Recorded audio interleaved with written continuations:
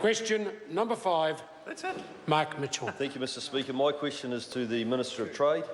What progress has been made to advance New Zealand's trade links with the rest of the world? Mr Speaker.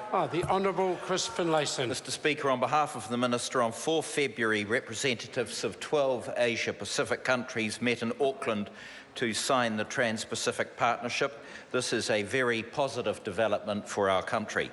Successive governments have worked very hard to achieve free trade deals with large economies like the United States, Japan and Canada for more than 25 years. TPP is estimated to boost our economy by at least $2.7 billion a year by 2030. It will provide much better access for our goods and services to more than 800 million people across 11 countries. These countries account for 36% of the global economy. Mr Speaker.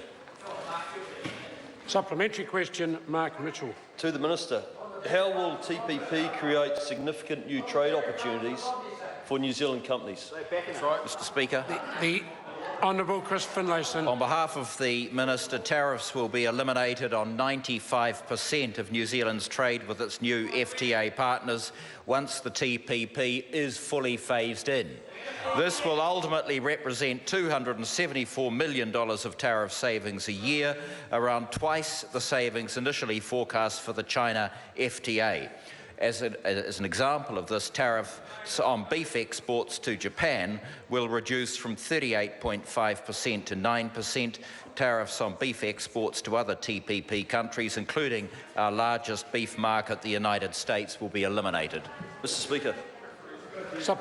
Supplementary question, Mark Mitchell. To the Minister, what misinformation has he seen on the TPP? Mr Speaker. Order. The Honourable Chris Finlayson. Well, quite a lot. In fact, it's hard to know where to begin. For example, I've seen reports that because of TPP, the government will be sued by overseas corporations. And in fact, investor-state dispute settlement provisions have existed in New Zealand FTAs for the past 25 years, including the China and ASEAN FTAs. These provisions have never yet been invoked against the New Zealand government. The hurdle for breach is very high indeed. At the same time, these provisions help protect New Zealand businesses investing offshore.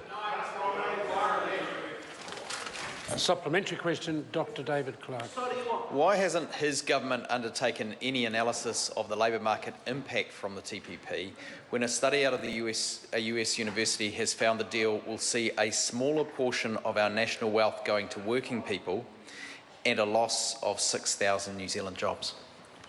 The Honourable Chris Finlayson. Mr Speaker, on behalf of the Minister, there's a very careful national interest analysis which I would exhort the honourable member to read, which will be of much more value than a couple of left-leaning marshmallows in an American university.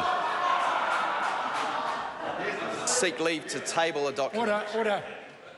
So the member's seeking leave to table a document. What is the document? Brief description? It's economic modelling commissioned by MFAT that shows that market analysis has not been done. It's the document to which he's referring. The national. Then, if he's referring to it, he already has it. Is it freely available? Yes. Yes, it is. Then we're not taking. Order. Question number 6, Materia Ture.